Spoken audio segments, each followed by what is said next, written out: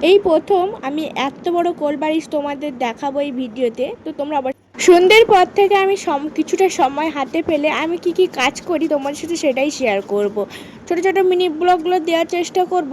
আর আমি না কি করব বলো তো, একটা স্ট্যান্ডেই আমি ভিডিও করছি। তো স্ট্যান্ডটা এমন জায়গায় আছে, আমি না প্রথমে ভিডিওটা এমনভাবে হয়েছে বুঝতে পারিনি, মানে পুরোটা ওঠেনি, যে বেডটা যে পুরো ভিডিওটা উঠছে না আমি বুঝতে পারিনি। তাই জন্য এরকমই উঠেছে, তো তোমরা ম্যানেজ করে নিও।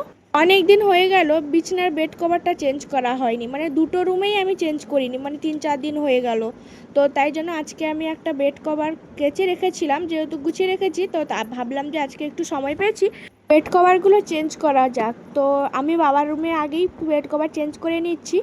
আর এই যে বেড কভারটা, এটা অনেক দিনকার আগে, আর এটা না সুতি খুবই ভালো। আর এটা না যখন কাচি না খুবই ভারী হয়ে যায়। আর এই বালিশগুলো এত পাতলা পাতলা, আর এই কভারগুলো কিন্তু বড় বালিশের থেকে। একটা যা পারফেক্ট, তার আর একটা হচ্ছে ছোট, মানে এত বড় কভার। এই দেখো, বলতে বলতে আর একটা আছে সর্ষে বালিশ। আর এটা হচ্ছে বাবার রুম। আর এখানে শাশুড়ি মা শ্বশুরমশাই থাকেন। তো যেহেতু শাশুড়ি মা নেই, তো শ্বশুরমশাই ও নেই একা শুয়ে, তো তাই জন্য দুটো বালিশ আমি একসাথে করে দিয়েছি। আর এই বালিশটা দেখো, তোমাদের কাদের কাদের চাই একটু কমেন্ট করে জানিও তো। এত বড় পাঁচ বালিশ তো বাবা নিয়ে ঘুমায়। তো এই দেখো, আমি এগুলো কালকে কাচার জন্য রেডি করে নিয়েছি। আর এই দেখো বিছানাটা সুন্দর করে গুছিয়ে নিয়েছি।